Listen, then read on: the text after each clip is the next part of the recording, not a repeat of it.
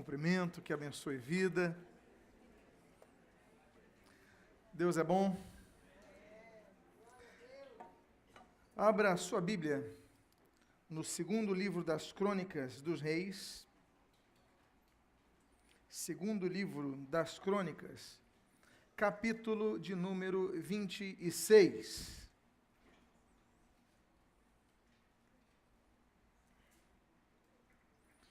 Eu encontrar o capítulo 26, aqueles que puderem, eu peço que, por favor, se coloquem de pé, apenas para que façamos a leitura inicial. Hábito este, que é a primeira menção litúrgica do Novo Testamento, é quando em Lucas, capítulo 4, a Bíblia diz que Jesus, chegando na sinagoga, ele foi ler as Escrituras e diz a Bíblia, colocando-se de pé para ler as Escrituras. Então, este costume de iniciar a leitura bíblica colocando-se de pé é um costume judaico que Jesus manteve e inaugurou em seu ministério terrestre, registrado em Lucas. Eu gostaria de ler, para iniciar, apenas um texto que se encontra no versículo de número 10. E o texto assim registra: também edificou torres no deserto e cavou muitas cisternas, porque tinha ali muito gado. Oremos. Pai amado, Deus bendito, lemos a tua santa e preciosa palavra e pedimos, Deus, fala conosco nesta noite. E o que nós pedimos, nós o fazemos agradecidos em nome de Jesus. Amém. E amém. Os irmãos podem tomar seus assentos. Estamos falando de um rei chamado Uzias. E o nosso propósito nesta noite é observarmos elementos da vida deste rei, elementos estes os quais nós devamos aplicar em nossas vidas. Quero lembrar que nós temos professores, os diáconos devem sempre estar atentos, temos professores preparados para cuidar das crianças, mais adequado o ambiente para as crianças ali na escola dominical, nas salas aqui de trás. Peço aos diáconos, por favor, auxiliem os pais nesse sentido. Eu gostaria de ler então o versículo 1, quando registra o autor sagrado, e o versículo 3, o seguinte: todo o povo de Judá tomou a Uzias, que era de 16 anos, e o constituiu rei em lugar de Amazias, seu pai. Versículo 3. Uzias tinha 16 anos, quando começou a reinar, e 52 anos reinou em Jerusalém. Era o nome de sua mãe Jecolias, de Jerusalém. Esse homem, de repente, ele tem um desafio. Ele está na sua adolescência. Ele não tem experiência nenhuma de governo.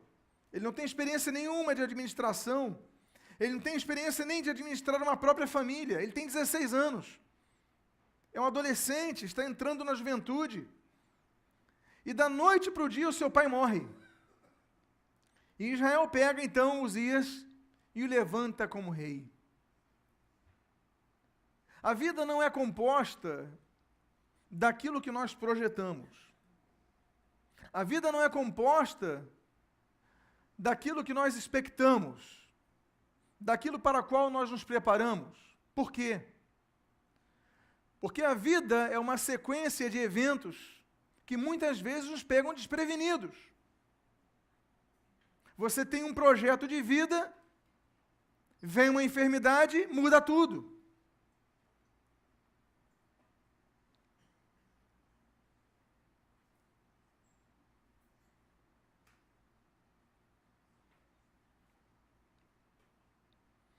Você tem um projeto de vida e, de repente, surge um desemprego e muda tudo.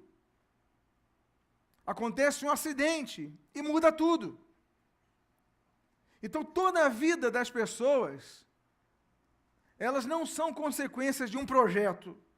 Quem dera fosse assim, mas são consequências de fatos extemporâneos que surgem em nossas vidas. Eu creio que Amazias desejava ter mais tempo de vida e assim preparar o seu filho para o reinado, mas o pai morre. O garoto tem 16 anos. E diz a Bíblia que ainda assim ele reina por 52 anos. A primeira coisa que nós devemos aprender em relação à nossa vida com o reinado de Uzias é que ainda que situações nos peguem desprevenidos, sejamos surpreendidos por situações de nossas vidas, Deus continua no controle de nossas vidas. Não devemos temer. Há pessoas que se desesperam. Amados irmãos, ninguém nasce e cresce desejando se suicidar, mas pessoas se suicidam. Por que elas se suicidam? Porque perdem a esperança. Elas perdem a expectativa de algo bom na vida, elas ficam desesperadas, e elas então acabam morrendo, definindo o cessar da vida. Muitas pessoas, elas esquecem que existe um Deus, e elas ficam então desesperadas, elas definem terminar a sua vida. Muitas pessoas vão para as drogas por causa disso, porque querem viver um mundo fantasioso, não querem enfrentar a realidade. Mas a primeira coisa que nós vemos com o reinado de Uzias, que eu quero destacar com os irmãos, é que Uzias, ele vai reinar com 16 anos, não tem preparo, mas vai reinar por 52 anos.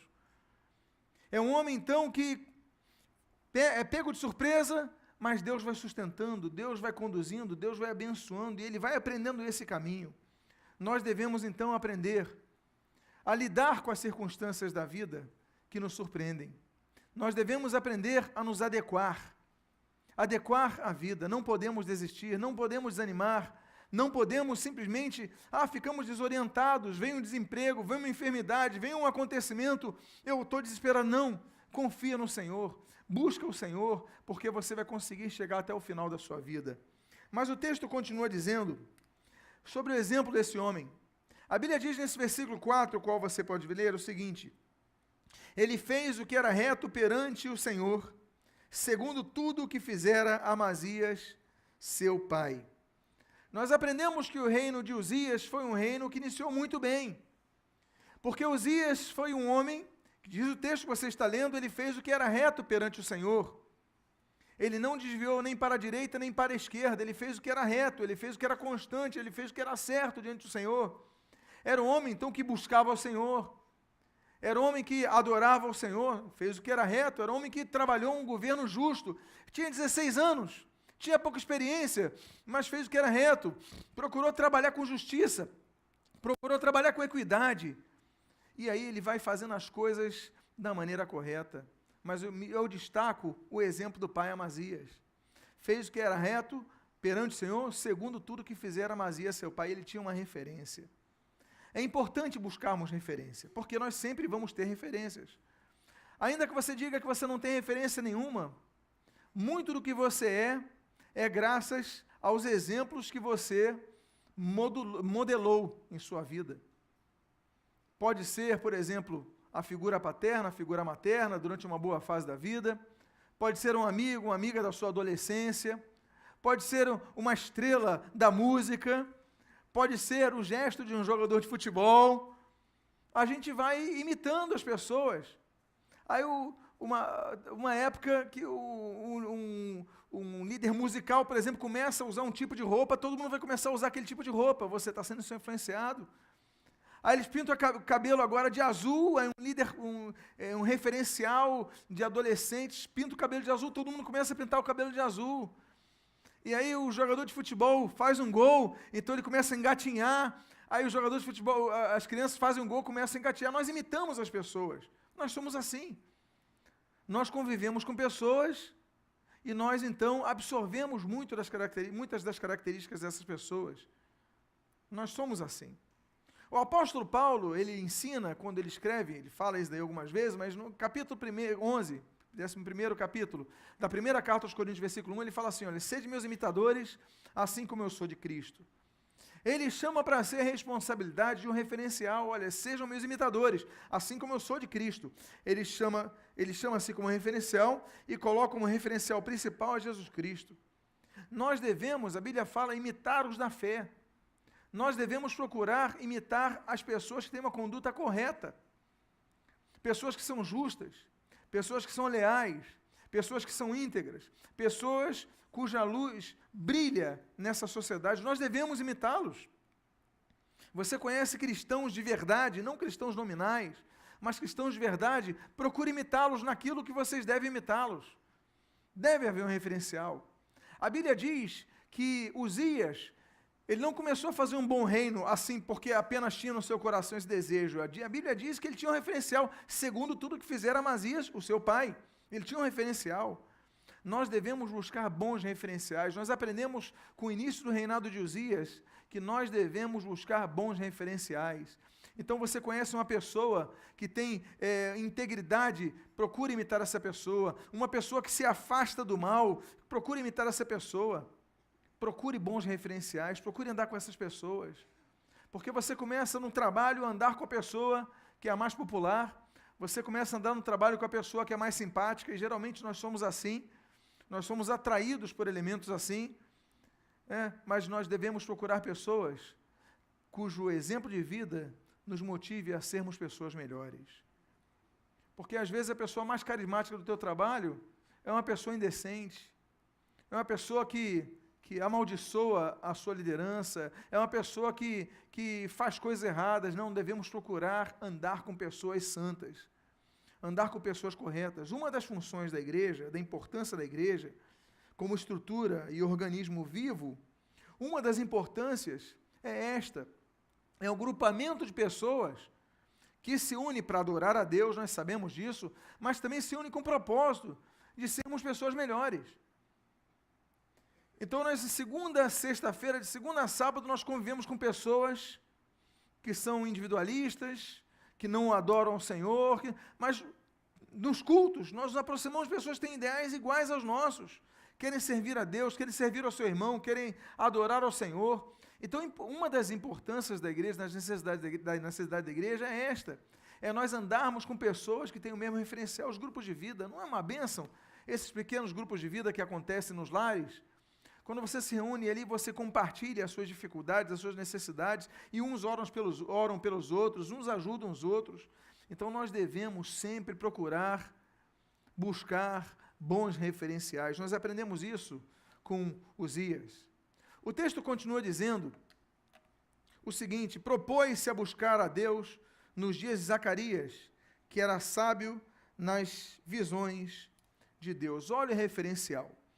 A Bíblia fala que ele tinha um referencial ao pai, Amazias, e ele agora procura buscar ao Senhor nos dias de Zacarias, que era sábio nas visões de Deus, andar com pessoas que são sensíveis à voz de Deus, andar com pessoas que são pessoas espirituais. A Bíblia fala que existem 3 tipos de pessoas, 3 tipos de crentes. O apóstolo Paulo fala sobre esses 3 tipos de crentes, você é um deles. A Bíblia fala do crente espiritual, a Bíblia fala do homem espiritual, do homem natural e do homem carnal. São 3 tipos de pessoas. O homem carnal é aquele que vive para satisfazer a sua vontade. Ele é quase que nem um animal irracional.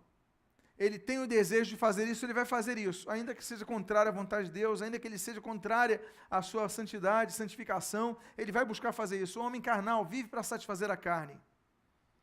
O homem espiritual, do lado oposto, é o homem que vive para satisfazer o espírito. Ele luta para buscar a Deus na intimidade, ele luta para buscar a Deus na oração, na leitura da palavra, uma vida santa, luta para ser uma pessoa conduzida pelo Espírito, a tal ponto que ele consegue discernir alma e espírito. Ele tem uma sensibilidade que ele sabe quando é a vontade dele, mas quando é a vontade de Deus, porque ele está amalgamado do Espírito, ele está pleno do Espírito. E existe o terceiro tipo de homem, que é o homem natural.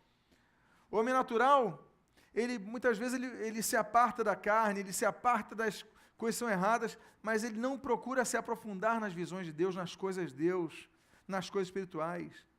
Ele simplesmente está naquela área, bom, eu estou bem, eu estou tranquilo, não cedo a carne, não faço isso, não faço aquilo, não me vicio, não estou em... Agora, também não procura se aperfeiçoar nas coisas mais profundas de Deus. São 3 tipos de pessoas. Nós vemos que Uzias, ele tinha vantagem de andar nos caminhos do Senhor, na vida reta diante do Senhor. Mas esse texto diz que ele propôs-se a buscar a Deus.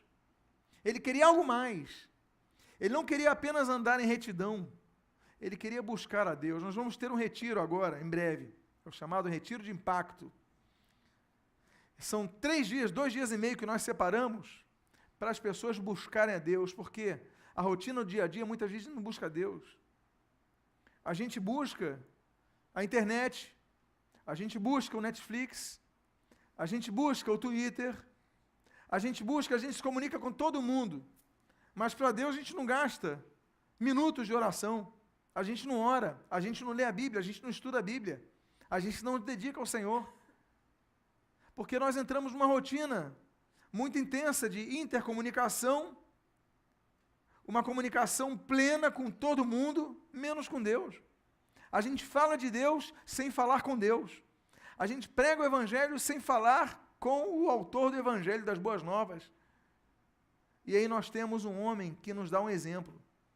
Ele anda retamente, mas além disso, ele busca ao Senhor, propôs-se a buscar a Deus. Olha que exemplo Uzias nos dá.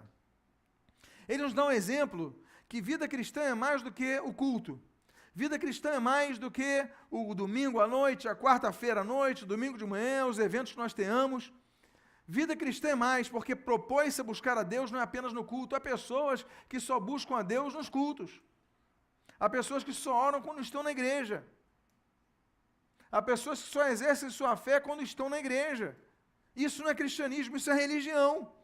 Isso é uma postura religiosa, isso é religiosidade. Religiosidade é o mal, mata, porque engana, porque cria hipócritas, porque gera máscaras. Mas esse homem não, ele propôs-se a buscar a Deus. Ele quer mais do que uma religião, ele quer mais do que um culto. Nós devemos ser cristãos não apenas domingo à noite, nesse endereço da Conde de Bonfim 604. Nós devemos ser cristãos na segunda, na terça, na quarta, em qualquer lugar que nós estejamos, buscando ao Senhor, pedindo: Deus dirige a minha vida, Deus me livra do mal, Deus me abençoa nessa entrevista, Deus me abençoa no meu trabalho de hoje, Deus me dirige, que nós possamos ser pessoas que a todo tempo estejam orando, aplicando aquele texto: orai sem cessar, orai continuamente. Porque senão nós viramos religiosos. Esse homem, então, esse texto nos fala tanto, porque ele propôs-se a buscar o Senhor nos dias de Zacarias, que era sábio nas visões de Deus. A Bíblia coloca mais um referencial, mas a Bíblia coloca a postura dele. Ele não apenas quer imitar os passos que ele herdou do seu pai, mas ele quer ir além, ele quer buscar a Deus. Nós devemos buscar a Deus. Devemos ter um encontro com Deus. Porque você pode ficar 50, 60, 70, 80, 90 anos dentro de uma igreja e nunca ter um encontro com Deus. Você nunca sentir a presença de Deus, você ouve os testemunhos falando sobre o impacto da presença de Deus, ouve pessoas falando da direção de Deus, você fala assim: amém, eu concordo, eu creio, mas você mesmo não experimentou. Esse homem se propõe a buscar ao Senhor. Nós aprendemos com ele também sobre esse texto do versículo 7. Nesse texto do versículo 7, nós lemos o seguinte: Deus o ajudou contra os filisteus e contra os arábios que habitavam em Gur, Baal e contra os meunitas. Eu coloquei entre parênteses a tradução desses termos e o significado desses termos. O texto diz então assim, com essas observações: Deus o ajudou contra os filisteus.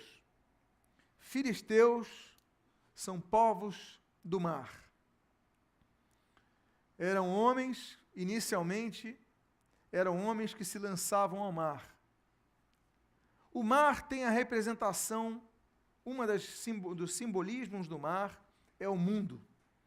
Jesus fala sobre nós sermos pescadores de homens, lançarmos a rede no mar, pescarmos peixes, são vidas que precisam ser alcançadas. O mundo, o mar. A Bíblia fala no Apocalipse sobre 2 tipos de bestas: a besta que emerge da terra, a besta que emerge do mar. A terra em hebraico, Eretz. Eretz é um dos nomes dados à terra de Israel. Eretz Israel é como os judeus até hoje chamam a terra de Israel. O Estado de Israel eles chamam Eretz Israel. Ou seja, uma das bestas, um dos líderes mundiais que vai surgir, nós temos o anticristo, nós temos o falso profeta, um deles vai emergir da Eretz Israel, vai ser israelita. O outro vai emergir do mar, uma das bestas emerge do mar, emerge do mundo, ou seja, não vai ser judeu na sua origem. Daí a gente vai aplicar e trabalhar no estudo sobre escatologia. Mas o fato é que a simbologia do mar é do mundo. A Bíblia diz nesse texto, Deus ajudou contra os filisteus, Deus ajudou contra os povos do mar, Deus nos ajuda contra as pessoas do mundo que querem nos atacar, que querem nos animar. Ah, pastor, eu estou sendo perseguido por causa da minha fé. Deus vai te ajudar, vai te dar forças para você nunca negar a sua fé, ser fiel até o fim da sua vida, mas você vencer os povos do mar, porque as tribulações são muitas. É muito pesado ser cristão nos dias de hoje. Meus amados, nos dias de hoje, você dizer que é crente, as pessoas te rotulam imediatamente, te chamam de uma pessoa que não raciocina direito, que tem lavagem cerebral, que é enganada por pastores, que é extorquida por eles, pessoas com pouca cultura, que não gostam de trabalhar, não gostam de estudar. Eles rotulam. Ah, é crente? Nos chamam de tudo. Diz, então não entende nada. Nós hoje somos perseguidos, basta você dizer que é cristão, que você vai ser perseguido. Hoje em dia nós somos perseguidos porque nós temos uma postura, nós temos uma convicção. Hoje em dia, você falar assim, olha, eu tenho a convicção que o homossexualismo é pecado, as pessoas vão te escarnecer de você. Atrasado, retrógrado, porque você não tem que ter opinião. Eles querem que você seja Maria, vai com as outras. Eles querem que você aceite tudo que a Rede Globo quer colocar na nossa cabeça, que Hollywood quer colocar na nossa cabeça. Aliás, está difícil assistir uma série hoje que não tenha uma propaganda do homossexualismo. Está difícil. Eu fui ver House of Cards, a 3ª temporada, é uma propaganda, é um panfletagem de homossexualismo. Aí tu vai ver outra, estou vendo outra Blind Spot, aí a líder da polícia é homossexual, e tu querendo empurrar isso na nossa cabeça para a gente aceitar isso. E se você não aceita, você é quase um ET. Você é uma pessoa totalmente fora. Por quê? Porque você não é Maria Vasco, porque você tem convicções. Nós cristãos temos convicções. E temos que ser firmes nas nossas convicções.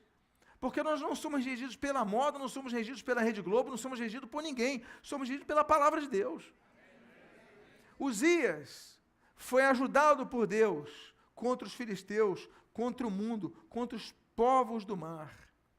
Mas a Bíblia diz, e contra os arábios. Arábios, o texto está escrito errado aqui, é arábios. Povo das estepes, essa tradução de árabe, povo das estepes.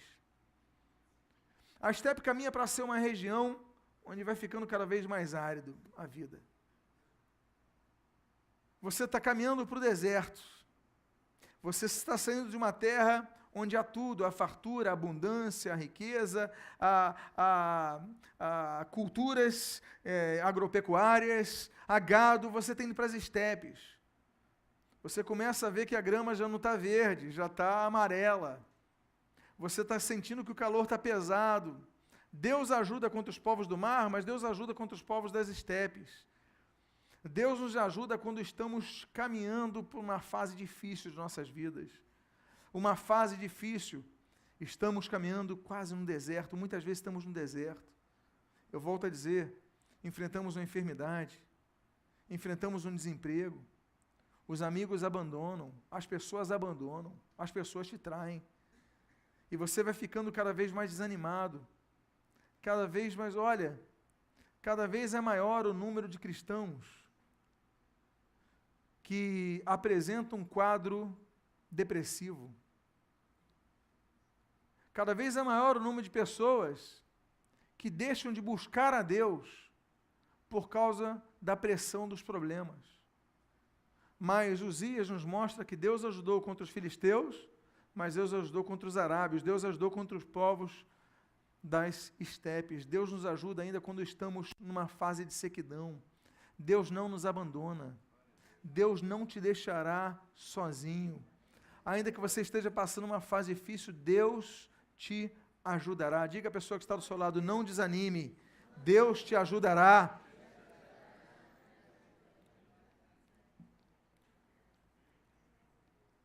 A Bíblia diz, e habitavam em Gur-Baal. Gur-Baal, a tradução é lar de Baal.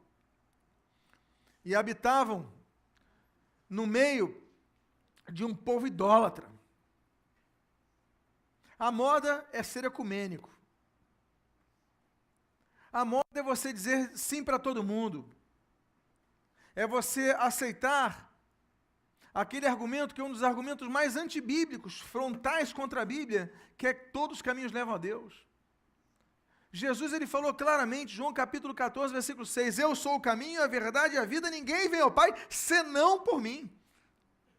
Não há outro caminho, só Jesus é o caminho para a salvação. Não há outro caminho. Mas muitos, eles não, todos os caminhos, o que vale a intenção, o que vale é o coração, você relativiza o que é absoluto. Volto a dizer, você não tem conhecimento bíblico, você erra. Jesus falou em Mateus 22, 29, errais não conhecendo as Escrituras, nem o poder de Deus. Nós devemos conhecer as Escrituras para não errarmos. Guarda a tua palavra no meu coração, diz o salmista, para não pecar contra ti. Nós devemos conhecer a Bíblia. Os que nos criticam são analfabíblicos, não conhecem a Bíblia. Nós devemos ler a Bíblia, nós devemos estudar a Bíblia, nós devemos orientar pela Bíblia, para não errar contra o Senhor. Eles habitavam em Gur-Baal, no meio de Gur-Baal, mas ainda assim Deus ajudou Uzias. Você pode habitar no meio de um local onde as pessoas sejam idólatras, sejam feiticeiras. No meu trabalho todo mundo lá é idólatra. Tem santo para isso, santo para aquilo, santo, dor de cabeça pede para um, dor de olho pede para outro, santo pede para outro. Você não, eu só peço para Jesus, Deus em nome de Jesus. É o que a Bíblia ensina. Ainda que você esteja no meio de idólatras, Deus vai te dar forças para você vencer. E depois o final do versículo diz assim, e contra os meunitas.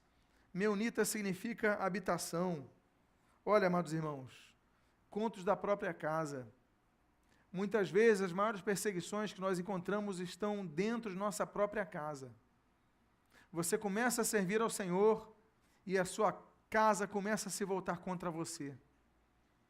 Você diz que se converte, aí seus pais quase entram de luto.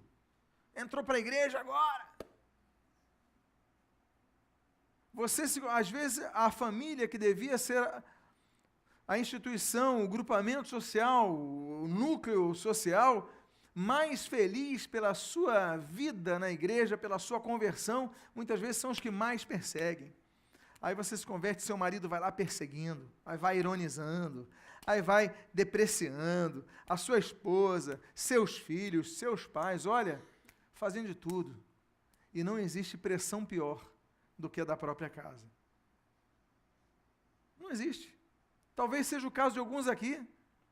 Talvez você esteja ouvindo essa mensagem pelo aplicativo, pelo site, pelo YouTube. Você pode estar assistindo aqui, você está falando assim, é o meu caso. Eu estou sendo atacado diariamente na minha casa. É chacota, é desprezo, é tudo.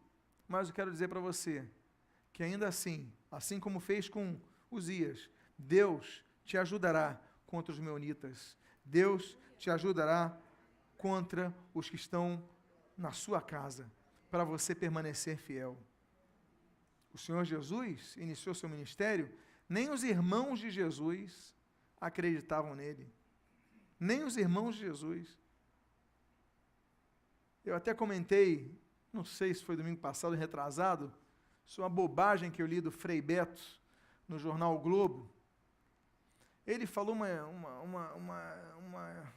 um absurdo tão grande em relação à Bíblia, que ele falou, a Bíblia, de José, ele estava falando sobre José, marido de Maria, pai de Jesus. José, a gente só sabe poucas coisas na Bíblia, uma delas que ele era viúvo. Ele falou, a gente sabe segundo a Bíblia, mas onde na Bíblia diz que José era viúvo? Aí fala porque ele tinha filhos do primeiro casamento, onde a Bíblia diz isso? Isso daí é o quê? Dogma católico romano. Por quê? Para defenderem um dogma da perpétua virgindade de Maria. Os católicos romanos dizem, por dogma, que Maria, ela sempre foi virgem. Mas a Bíblia diz sobre os irmãos de Jesus. Então eles criaram dois argumentos, que são primos de Jesus, mas o termo adélphos, em grego, fala de irmãos. E o segundo, não, é que eram filhos do primeiro casamento de José. Onde está isso na Bíblia? Eu estou aguardando sentado até agora que alguém mostre um texto que fale sobre isso. Era o irmão de Jesus, porque Maria teve outros filhos. Ela era virgem, não temos dúvida disso. até Jesus nascer. Mas depois foi uma família comum, teve filhos, teve irmãos. A Bíblia fala sobre os irmãos de Jesus, mas os irmãos de Jesus, a Bíblia diz que não seguiram durante o ministério de Jesus. Vieram a seguir depois, como Tiago, por exemplo.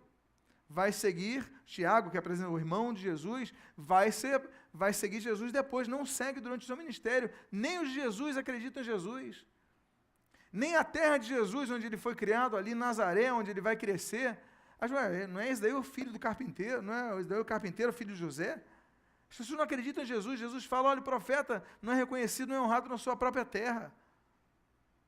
Mas ainda assim, que você esteja passando por essa situação, Deus te ajudará.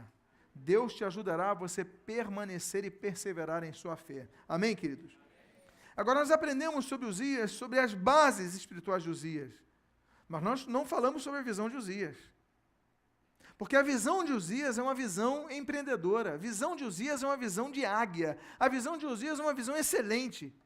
A Bíblia diz, por exemplo, no versículo número 2, o seguinte: ele edificou a Elate e a restituiu a Judá, depois que o rei descansou com seus pais.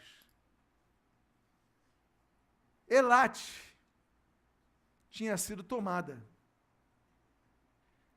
Mas assim que ele assume, diz assim, restituiu a Judá, depois que o rei descansou seus pais, ele tinha 16 anos. 16 anos. Eu fico imaginando que se ele vivesse naquela época, nos dias atuais, ele estava mais preocupado com o Xbox e com o Steam do que com governar muita coisa. É adolescente, faz parte da vida. Agora, ele não, ele já com 16 anos, ele fala o seguinte, espera aí, os inimigos tomaram Elate, eu vou restituir Elate e ajudar. E diz a Bíblia, que assim que seu pai descansa, ou seja, ele tem 16, digamos 17 anos, no início do seu reinado, novo, ele já manda tropas, recupera uma cidade.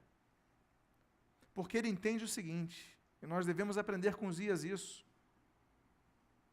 que há coisas que não são tomadas, mas que nós não podemos aceitar. Nós temos que lutar por algo melhor. Tem pessoas que só perdem, só se lamentam, mas nunca se levantam para reconstruir algo mais. Não, eu tinha uma situação melhor e agora eu estou... Por que você não se levanta e tenta de novo levantar? Vamos lá, vamos respirar de novo, levantar. Como diz aquela canção popular, levanta, sacode a poeira e dá volta por... Vocês estão por dentro dessas músicas, hein? Vigia, hein? Mas é a verdade. Porque muitas vezes a gente só fica lamentando a vida inteira, só fica lamentando. Não, vamos lutar. O dia passa, a noite chega, você tem um bom repouso, vamos lá no dia seguinte. Não, pastor, eu tentei lutar por um emprego, recebi um não na entrevista, recebi um não na segunda, e não sei o que e tal, mas amanhã é um novo dia, amanhã vamos lá, faz a tua barba, põe um bom perfume, vai para a entrevista, e amanhã vão te chamar para algo. Você só não pode desanimar, desistir, porque tomaram algo que era seu. Não desanime, não desiste, lute pelo melhor. Não seja uma pessoa acomodada ou satisfeita com as derrotas, não. É hora de se erguer, levantar, algo novo tem para você, Deus tem algo novo para você. Diga para a pessoa que está ao seu lado, Deus tem algo bom e novo para você. Ele edifica Elate, a restitui, ajudar. Olha, Elate não vai ficar abandonada, não. Elate não vai ficar destruída, não. Eu vou levantar essa cidade, vou restituir, vai ser uma nova cidade. Esse homem com 16, 17 anos, ele já tem postura que muita pessoa mais antiga não tem, com mais idade não tem. É um exemplo para nós, mas não só isso. Diz a Bíblia o seguinte, no versículo número 6, saiu e guerreou contra os filisteus, e quebrou o muro de Gate, e o de Jabné, e o de Asdod, e edificou cidades no território de Asdod, e entre os... Que homem é esse? Edificou cidades entre os filisteus. Uma das grandes questões, quem já foi militar aqui vai entender, que numa guerra, uma das maiores metas de um exército não é apenas vencer uma batalha e tomar um local. É qual? É manter o local ocupado. Porque se você ocupa e não coloca vigia, não coloca sentinela, não coloca cercas, não protege o teu local, o que vai acontecer? Você pode perder todo o esforço que você fez.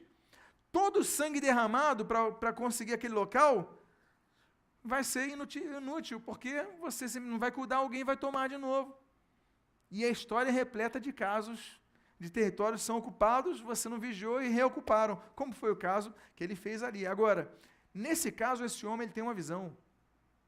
Ele não apenas vai guerrear contra os inimigos, os filisteus, vai quebrar o muro de Gate, vai ter grandes conquistas, como ele vai criar cidades no meio do território dos filisteus.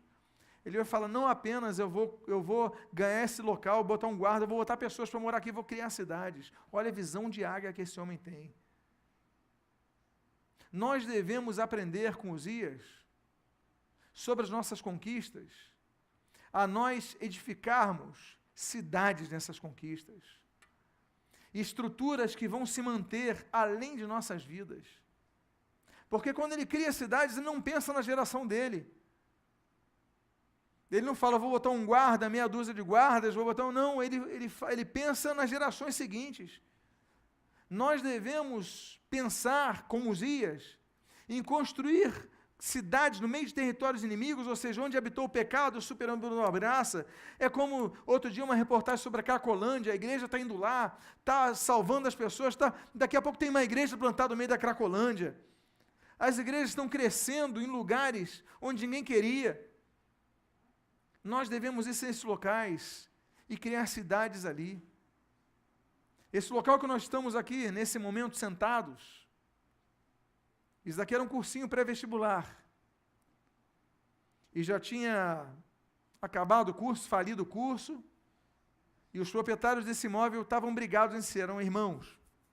Eram 3 irmãos, 2 não falavam com um deles, esse um não falava com ele, e não vendia para ninguém, até que decidiram vender esse local.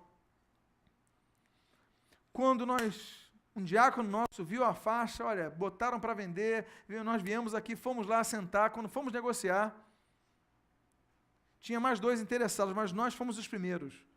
Foi numa segunda-feira, na terça-feira chegou a proposta de uma boate, e na quarta-feira chegou a proposta da Universidade de Estácio de Sá para fazer uma pós-graduação aqui.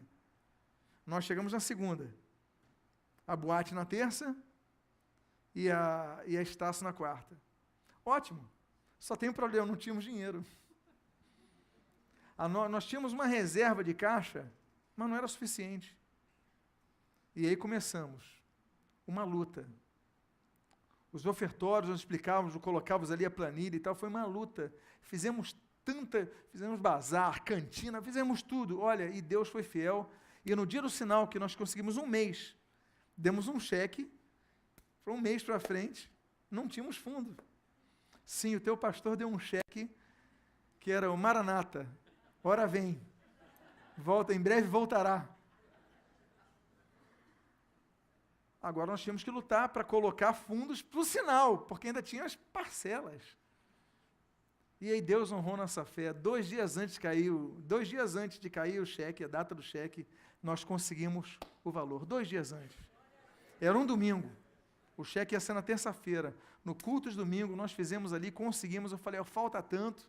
Nem lembro os números com exatidão, mas conseguimos, demos o sinal, depois compramos o imóvel, está aqui até Jesus voltar para a igreja. Mas podia ter sido uma boate. Há locais onde igrejas estão que podiam ser muitas coisas. A nossa igreja no Morro do Borel, que também foi comprado, o terreno foi comprado, a igreja ali instituída num terreno, há muitos anos atrás, o nome daquele local se chamava Banco de Sangue. E depois se chamou de Terreirão, porque no local de banco de sangue as pessoas iam fazer as cabeças, que é uma terminologia da feitiçaria, fazer a cabeça, para fazerem assaltos, sequestros, etc. e tal. Depois criaram um terreiro ali, um local maldito, um local de trevas. Mas um dia, uma igreja, ela comprou aquele local. E hoje é um local de bênção, de salvação. Nós devemos ir no território dos filisteus e devemos criar cidades ali. Nós devemos ir por esse mundo e pregar o evangelho onde ninguém está pregando. Nós devemos implantar igrejas onde ninguém está implantando. Nós devemos levantar pessoas para trabalhar onde ninguém quer ir. Porque isso é a visão que Deus mostra. Ele saiu e guerreou, mas não só isso, plantou cidades. Nós devemos plantar cidades onde ninguém quer ir. Vocês lembram que nós abrimos uma igreja na Vila Mimosa? Nós abrimos um ponto de pregação lá. Os mais antigos sabem o que era a Vila Mimosa. O que é a Vila Mimosa? O que é a Vila Mimosa? Centro de prostituição. E ali nós abrimos uma igreja. Nós temos que implantar cidades no meio dos filisteus. Não só isso. A visão de Uzias, versículo 11 e versículo 15. A Bíblia diz, tinha também Uzias um exército de homens destros nas armas, que saíam à guerra em tropas, segundo o rol feito pelos escrivãos Jeiel e Maazéias, oficial sob a direção de Ananias, um dos príncipes do rei.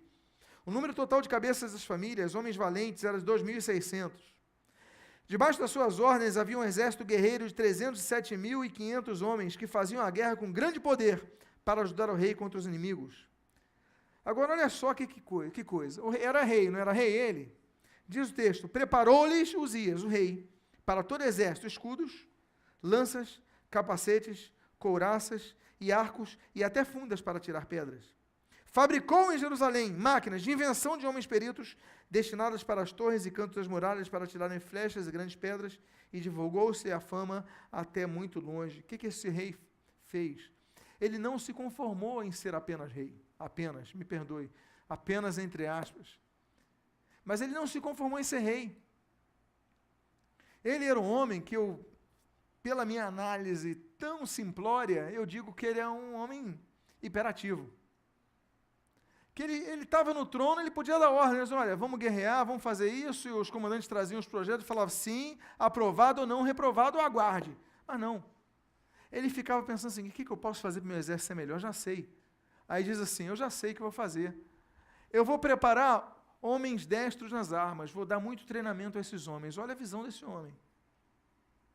Aí, além de preparar bem os homens, dando conhecimento, e essa função da liderança, dar conhecimento ao povo, é uma das grandes funções, mas ele também dizia o seguinte, olha, preparou os dias para todo o exército, escudos, lanças, capacetes, couraças e arcos, fundo e até tirar a pele, fabricou em Jerusalém, invenção de homens peritos. Ele andava com pessoas inteligentes, olha, o que nós podemos criar? Vamos inventar algo novo, vamos criar uma arma nova. Eu fico imaginando o Leonardo da Vinci um pouco nisso. É um homem que não se conforma com o seu tempo, com a sua época, ele quer criar coisas novas. Ele não se conforma com o título que tem. Há pessoas que se conformam com o título que tem. Hoje eu sou pastor, e você para de produzir.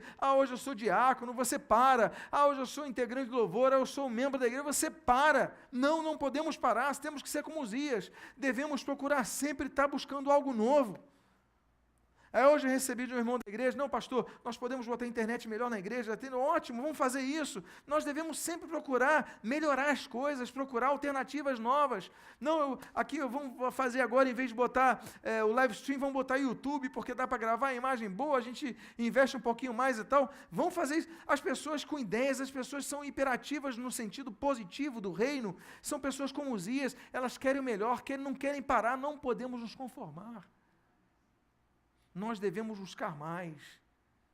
Não se conforme com a vida espiritual que você tem. Busque mais ao Senhor, busque produzir mais, busque se envolver mais na obra, se envolver mais na igreja, trabalhar mais na seara do Senhor Jesus. Senão você vai virar um religioso. Você vai no culto, balança a tua cabeça, dá amém e vai embora e continua a sua rotina diária. Não, você tem que fazer algo mais, se envolva mais na obra de Deus.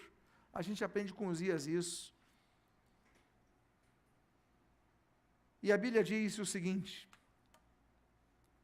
também edificou Uzias torres em Jerusalém, à porta da esquina, à porta do vale e à porta do ângulo, e o quê? Fortificou. Onde que ele preparou isso? Em que cidade? Em que cidade ele preparou essas torres? Jerusalém, a capital do reino. Jerusalém. Ele prepara torres, ele prepara novas portas, ele não se conforma, ele quer algo maior. Meus amados irmãos, ele edifica torres em Jerusalém, mas ele também, diz a Bíblia, e esse é o tema que dá o título à nossa pregação, também edificou torres onde? No deserto. Que homem maluco. Eu acho que esse Uzias era meio lelé da cuca, como diria a gíria antiga. Edificar torres no deserto. No deserto não tem ninguém. Espera aí, está certo o texto bíblico? Também edificou torres no deserto, e cavou muitas cisternas. Olha a visão desse homem. Porque tinha muito gado, tanto nos vales como nas campinas, tinha lavradores e vinhateiros nos montes e nos campos férteis, porque era amigo da agricultura. Olha só que coisa. Ele tem ali cerca de Jerusalém, e nós estivemos agora em Jerusalém esse mês, e nós vimos ali, fomos ao Monte Scopus, e ali a gente viu, ali daqui, a gente vê o deserto de Judá, mas do outro lado já é a parte mais verde, mas daqui a parte é mais árida, e nós vimos a separação ali no Monte Scopus. Nós podemos nos conformar apenas com a parte verde, porque é mais fácil, porque é mais cômodo, porque é menos trabalhoso. Mas diz a Bíblia que ele estava tendo tanto gado, era bom administrador, era amigo da agricultura, que ele fala o seguinte: bom, não cabe mais aqui. Eu posso dar um jeito. Agora, eu também posso fazer o seguinte: eu posso ir para as regiões desérticas. E ele primeiro constrói torres, tendo as torres, ele constrói cisternas. Por quê? Porque se ele constrói as cisternas primeiro, os inimigos veem que ele consegue obter água, e o que eles fazem? Ocupa o terreno. Então, o que ele faz? Olha a inteligência de Uzias. Ele primeiro constrói torres nos desertos. As pessoas falam, ele é maluco. Por que ele vai construir torres no deserto? O que tem no deserto senão areia? Senão morte, senão aridez? Mas ele tem uma visão, porque ele vê o deserto não como local de areia, mas como local que é um cobertor para a água. E onde há água, há vida. Ele é amigo da agricultura, ele estuda isso, ele falou, vou criar locais para os rebanhos aqui onde ninguém planta, terra. Meus amados irmãos, nós devemos aprender a olhar como Uzias, onde ninguém está olhando. Hoje a Barra da Tijuca é um dos locais mais valorizados do Brasil. Mas há pouco tempo atrás, coisa de 30, 40 anos, os das gerações mais antigas, vão entender que ninguém queria morar lá, ninguém queria local lá. Eu lembro que eu toquei numa banda muitos anos atrás de um rapaz, e é baixista, ele morava no Jacarezinho, numa comunidade de Jacarezinho. E ele falava do avô dele, não, eu moro aqui hoje, mas meu avô morava na Barra da Tijuca. Não tinha nada. Era um lote, mas era muito longe do centro, então ele trocou o imóvel, no que hoje é a Barra da Tijuca, por esse local no Jacarezinho. Porque na época era muito mais próximo ao centro e tudo mais. Se ele tivesse segurado um pouquinho, aí vai um coreano, compra o terreno, vai outro, compra o terreno, começa a lotear, pronto. Por quê? O que eles fizeram? Eles olharam oportunidade onde ninguém via a oportunidade. A crise está aí.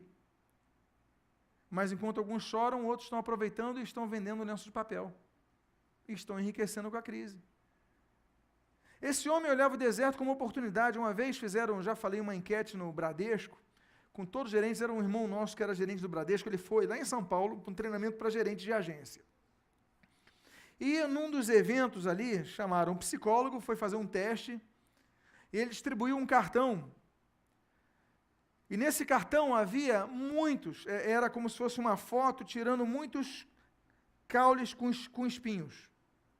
Você via uma sequência de caules de flores assim com espinhos. E na parte de trás estava assim, o que você está vendo nessa foto? Aí todo mundo botava espinhos. Aí alguns colocavam assim, dificuldades. Outros colocavam arranhões, você só vê espinho na foto. Outros colocavam assim, muita dor, choro. Até que depois do intervalo, fizeram um coffee break, chamaram ali o pessoal de volta e falou, vou ler alguns. Aí ele leu esses primeiros. Aí ele falou, agora eu vou ler outros aqui, presta atenção. Quem é fulano de tal? Eu, tá bom, vou ler a tua aqui. Olha o que ele escreveu. O que você está vendo nessa foto? Ele botou assim, aquele gerente botou assim, eu estou vendo um belíssimo jardim de flores, de rosas. Estou até conseguindo sentir o cheiro dessas rosas. Porque há pessoas que só conseguem enxergar a parte de baixo, não conseguem enxergar o que está além disso. Uzias, ele não enxerga apenas o deserto, ele enxerga a água no deserto e ele enxerga um campo para ser habitado, e aí as cidades nascem, graças a pessoas assim. Nós devemos aprender que nem sempre o problema é um ponto final, às vezes o problema é um ponto e vírgula. Às vezes o problema é uma vírgula apenas, e a gente não consegue observar. São oportunidades que Deus nos dá para crescermos. Às vezes, até um desemprego, uma oportunidade que você tem para aprender algo novo. É oportunidades que a vida oferece. Tem pessoas que não se aperfeiçoam em nada, e depois que vem uma situação, eu vou fazer um curso, vou me aperfeiçoar, e a pessoa ganha anos de vida em meses. Por quê? Porque ela começou a aprender a enxergar onde ninguém enxergava. Nós temos que ter essa visão. Por quê? Porque nós temos Deus. A Bíblia diz duas coisas nesse versículo, no versículo 6, na segunda parte do capítulo 15. Uma muito boa e uma muito ruim. E como diz o jargão, eu conto para vocês primeiro a boa ou a ruim? Eu vou começar com a boa. Eu vou começar com a boa, que é o que diz o início do texto. Porque foi maravilhosamente ajudado. Ele conseguiu sucesso porque ele foi ajudado. Olha só, ele fez grandes coisas, mas diz a Bíblia que ele buscou os grandes inventores, não diz isso? Ele deu treinamento para as pessoas, mas ele chamou as pessoas para instruírem os seus soldados. Você vai vencer, você vai conquistar coisas maiores, você tem que ter a visão, mas tem que ter pessoas capacitadas ao seu lado. Não adianta você andar com pessoas que são freio de mão do teu lado, que você nunca vai avançar. Se você andar com pessoas negativas, não vai dar certo, ninguém conseguiu e tal, não sei, você nunca vai sair do lugar. Agora, se você andar com pessoas positivas, pessoas às vezes até meio loucas para algumas coisas, você tem mais chance de desbravar. Nós temos que andar com pessoas de fé do nosso lado. Pessoas que têm visão, que sejam ousados. Eu gosto de andar com pessoas ousadas do meu lado. Tem pessoas só lado negativo, ande com pessoas positivas do seu lado. Se eu andasse com pessoas negativas, eu não tinha comprado esse imóvel. Eu não tinha dinheiro, a gente não tinha dinheiro. Aí eu falei, não, esse daqui tem fé, vamos começar a compartilhar com eles, olha, vamos orar, vamos conseguir, e vamos fazer isso, e nós conseguimos. Não foi um que conseguiu, foi um grupo de pessoas que conseguiu, foi a igreja que conseguiu, e todos se envolveram. Esse homem, ele foi, diz a Bíblia, maravilhosamente ajudado, maravilhosamente. Ou seja, não foi pouco ajudado, foi muito ajudado, só tem a notícia ruim. Eu contei a boa.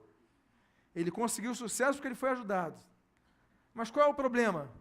O problema é uma palavra. O problema é essa palavra, até. Estava tudo muito bom até a vírgula, não estava, meus irmãos? Foi maravilhosamente ajudado até que se tornou forte. Aqui começa o declínio de um grande homem. O homem que começou caminhando nos caminhos do Senhor de maneira reta. O homem que começou a sua caminhada buscando ao Senhor. O homem que construiu torres no deserto, cisternas no deserto, cresceu, teve muito rebanho, prosperou. Deus o ajudou, até que se tornou forte, se achou forte, achou que era bom. A Bíblia diz que a soberba, ela precede o quê? A ruína. Se tem uma coisa que pode derrubar o servo de Deus, eu vou dizer uma coisa e entenda o que eu vou dizer agora, entenda perfeitamente. Nem sempre é o diabo. nem sempre é o diabo que derruba o servo de Deus. Às vezes é ele próprio. Porque o ego dele se infla a tal ponto que foi o erro do diabo. Se inflou o ego dele nos céus. Ezequiel 28, Isaías 14, você conhece os textos. Até que se achou forte, se encontrou forte, se mostrou forte. Aí, a Bíblia diz no versículo 16, na sua primeira parte, mas, havendo-se já fortificado, exaltou-se o seu coração para a sua própria ruína, e cometeu transgressões contra o Senhor. Deus quer te abençoar, mas você nunca se esqueça que tudo que você conquistar em sua vida, você conquistou, claro, seus méritos também, sua inteligência, sua visão, sua ousadia, sua boa negociação, sua economia, tudo bem, mas não se esqueça que o Senhor te ajudou no seu sucesso. Porque quando exalta o coração do homem, a soberba precede a ruína, Deus, então tá bom, continua sozinho daí, agora não ajudo mais. E quantos são aqueles que um dia foram fortes e experimentaram a ruína, porque acharam que eram bons? Diz a Bíblia, havendo-se já fortificado, exaltou-se o seu coração para a sua própria ruína. E aí o que acontece? Como a Bíblia diz no livro de Salmos, um abismo chama outro abismo. E ele começa então a perder o temor de Deus. Ele começa a cometer transgressões contra o Senhor. Ele começa a ficar forte, se esquece de Deus e pronto. Quantos, quando se tornam fortes, deixam de ir na igreja? Quantos se tornam fortes, começam até a ridicularizar o Evangelho? Olha o que tem de desviado na internet, falando mal da igreja, um dia foram da igreja, um dia pregaram o Evangelho, um dia louvaram ao Senhor, e hoje são inimigos da fé, debocham. Por quê? Se exaltaram, tiveram seus sucessos, Deus falou, então vai com você, e começam a cometer suas transgressões. Quero dizer uma coisa, não deixe que o orgulho te domine. Diga para a pessoa que está do seu lado, não deixe que o orgulho te domine. Diga para ela.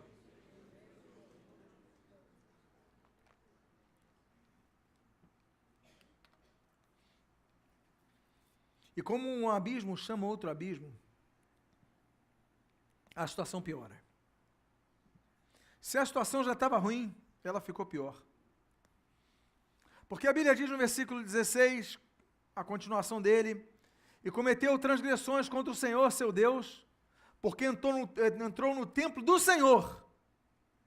Entrou no templo do Senhor, para o quê? Queimar incenso no altar de incenso. Não tinha mais limite. Quem é que queimava incenso no altar de incenso? O sacerdote. Ele não tinha essa função. Ele era rei, mas há funções que Deus estabeleceu. Isso daqui não é para rei, isso daqui é para sacerdote. Sua função você pode criar arma, cria coral, o que quiser, mas a função sacerdotal não é sua. Ele chega a um ponto tão grande, espera aí, eu crio armas, desenvolvo agricultura, crio torres no deserto, crio cidades no meio dos inimigos, eu sou bom demais. Por que eu não posso apenas acender uma fogueira no templo? Por que eu não posso fazer? Os sacerdotes dizem, não, peraí, sacerdote, eu mesmo vou fazer. Eu fico imaginando a revolta que aconteceu naquele momento, não, mas eu sou rei. Meus irmãos, como é que o sacerdote vai conseguir ir contra? Claro que ele vai se revoltar, vai tentar expulsar, vai empurrar, vai se revoltar, mas eu estou falando, ir contra alguém que tem o poder do exército. É rei. Não é nem presidente, é rei. Poder absoluto. Ele fala, eu vou queimar incenso no altar do Senhor. Olha só, a Bíblia diz que ele cometeu transgressões ao Senhor, porque entrou, ou seja, qual era a transgressão dele? Não era oferecer incenso a Baal, não era oferecer incenso a Moloque ou Moleque, não era oferecer incenso a Astarote, era oferecer incenso ao Senhor, mas ele ultrapassou seus limites. Todos nós temos limites. O orgulho, o problema do orgulho, é que nos faz cegar e não entender os nossos limites. Tem coisas que não é da minha alçada, não são da minha alçada. Esse homem, então, perde completamente o parâmetro de limite. E agora já vai contra a autoridade que foi instituída para o culto, que não era ele. Deus deu tanta autoridade, tanto poder a esse homem, mas ele queria tudo. Você dava o dedo, ele queria a mão, dava a mão, ele queria o braço. Uzias, então, o homem começa tão bem, agora ele quer ser tudo. E aí, meus amados irmãos, a Bíblia diz,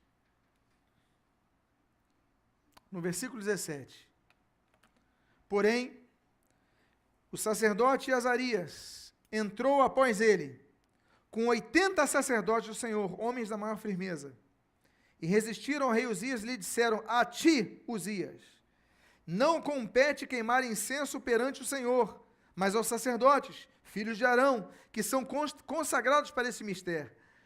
Sai do santuário, porque transgredistes, e nem será isso para a honra tua da parte do Senhor. O que Deus deu a Uzias?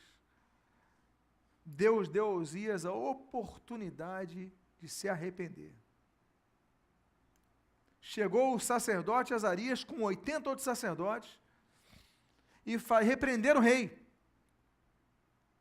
O rei é todo poderoso. O rei que tem tudo, o rei conquistador, o rei que fazia, fez e aconteceu. O rei brilhante. Receber puxão de orelha de um sacerdote. Olha, sai daqui agora. Ainda, peraí. Deus deu oportunidade de arrependimento ao rei. Mas aí foi demais para o orgulho dele. Porque o versículo 19 diz, então, Uzias se indignou. Tinha um incensário na mão para queimar incenso. Indignando-se ele, pois, contra os sacerdotes, a lepra lhe saiu na testa perante os sacerdotes, na casa do Senhor, junto ao altar de incenso. A lepra não aconteceu quando ele acendeu o incenso. A lepra não acometeu a pele dele quando ele fez isso. A Bíblia diz que a lepra surgiu no meio da testa dele quando ele se indignou. Indignando-se, pois, contra os sacerdotes, a lepra lhe saiu na testa perante os sacerdotes. De Deus não se zomba. O homem que tinha tudo para dar certo. Tudo para dar certo. Começou bem a carreira. Andava na retidão. Buscava o Senhor. Era inteligente. Era bem cercado de bons conselheiros. Tinha visão. Era guerreiro. Olha, um homem que era nota 9,999. Mas o problema dele, orgulho. Ele queria fazer o papel que não era dele, do sacerdote. Deus falou, sai daqui. E ele fica indignado. Eu recebi bronca de sacerdote. Eu, o rei Uzias. Eu que já fiz isso, conquistei isso, fiz e aconteci. Ele ficou indignado, a testa ficou totalmente branca na hora. E aí o versículo 20 e o 21, com os quais eu já estou me aproximando ao final, é a conclusão dessa mensagem. A Bíblia diz assim, então, o sumo sacerdote Azarias e todos os sacerdotes voltaram-se para ele, e eis que estava leproso na testa, e apressadamente o lançaram fora. Até ele mesmo se deu pressa em sair, visto que o Senhor o ferira. Assim, ficou leproso o rei Uzias, até ao dia de sua morte. E morou, por ser leproso, numa casa separada, porque foi excluído da casa do Senhor. E Jotão, seu filho, tinha seu cargo a casa do rei, julgando o povo da terra. Uma questão de segundos. Uma questão de segundos. Ele perde tudo. porque ficou indignado. Ficou leproso, Azarias, o sacerdote, expulsou ele do templo, e ele até apressadamente saiu. E como as leis da lepra eram claras, o leproso não podia morar na cidade com outras pessoas. Tinha que morar separado. E morou excluído da casa do Senhor. Eu quero dizer para vocês o seguinte: Deus exclui pessoas úteis.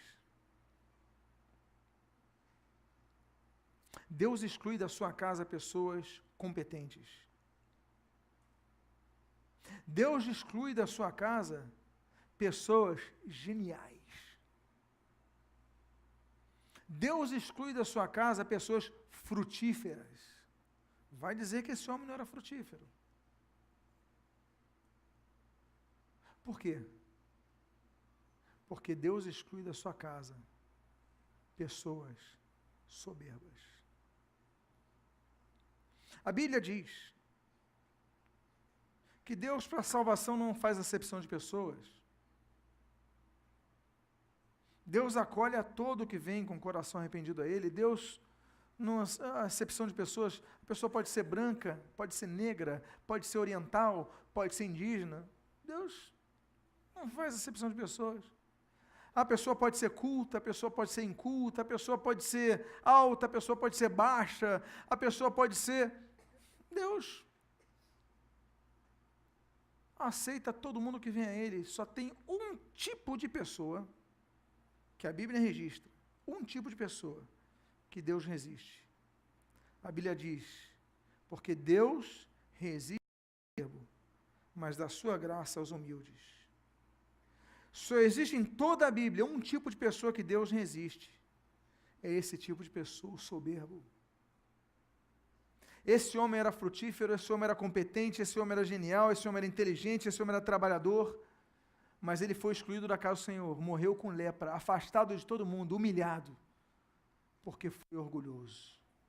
Eu quero então dizer a vocês, encerrar com o versículo de número 23. Descansou Uzias com seus pais. E com seus pais o sepultaram no campo do sepulcro que era dos reis, porque disseram, ele é leproso.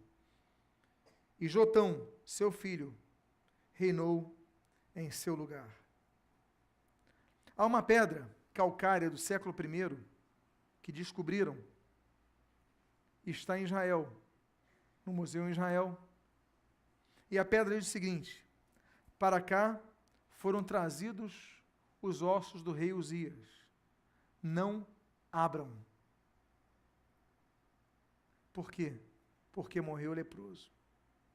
Até depois da morte, as pessoas não podiam chegar perto para abrir os ossos. Há coisas que nós conquistamos, mas que o orgulho nos fez perder. Eu acredito que quando Amazias chegou para dizer para ele largar o incenso, eu acredito que ele teve a oportunidade de se arrepender. Eu creio que você hoje veio nessa noite, esse local, está ouvindo essa mensagem, pelo YouTube, pelo aplicativo, enfim, porque Deus quer falar contigo e te dar uma oportunidade. Eu quero convidar a vocês, por favor, a que se coloquem de pé, porque eu encerro com o versículo de número 5. Esse versículo eu já falei sobre esse texto. O texto diz assim, nos dias em que buscou o Senhor, Deus o fez prosperar. É noite de você buscar ao Senhor. Buscar ao Senhor com o coração arrependido. Eu não sei a sua situação, mas eu sei que se você está vivendo uma situação semelhante a de Uzias, você está indignado contra a obra do Senhor, contra a tua liderança, você está murmurando, olha, é momento de você se arrepender, você e Deus. Porque o problema foi esse. É noite de confissão. Feche seus olhos agora, vamos fazer uma oração. Se você entende que essa mensagem foi para você, coloque a mão no seu coração agora, e você possa fazer a sua oração. Pai amado, em nome de Jesus, aqui está o teu povo que aprendeu sobre esse homem que foi brilhante durante a maior parte de sua vida, Uzias. Começou a reinar tão cedo, com 16 anos, mas reinou 52 anos.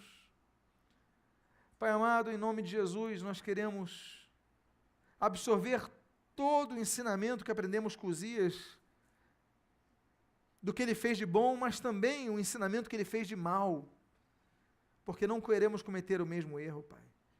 Por isso, se temos sido orgulhosos, se temos fraquejado com soberba, Tu venhas a nos perdoar, venhas a nos transformar, que trabalhes em nós e que vejas em nós um espírito humilde, que sejamos humildes de coração, porque com os humildes, Pai, é que Tu trabalhas. Pai amado, dá graça aos humildes. Muito obrigado, Pai, por Tua palavra. Que sejamos filhos Teus, servos Teus, que trabalhem em todo tempo, que frutifiquem em todo tempo, que cresçamos, que prosperemos, sim, mas que em todo tempo venhamos a dar glórias ao Senhor. Como preconizava João Calvino, que em tudo nós possamos ser juízes na terra, mas que nós possamos em tudo, em todos os nossos atos, dar glórias a Deus. Como diz a Confissão de Westminster, do século XVII, que nós possamos, por nossos atos, sempre dar glórias a Deus. Nunca nos esqueçamos disso. Nunca sejamos pegos pelo nosso próprio orgulho, que foi o que fez Satanás cair. O que nós pedimos as Tuas bênçãos sobre nós, o Teu perdão sobre nós, nós fazemos com o coração agradecido em nome de Jesus. Amém e amém. Que Deus abençoe sua vida rica e abundantemente. Antes de você se assentar, diga à pessoa que está do seu lado, hoje Deus falou contigo. Pode tomar seu assento. Deus abençoe sua vida rica e abundantemente.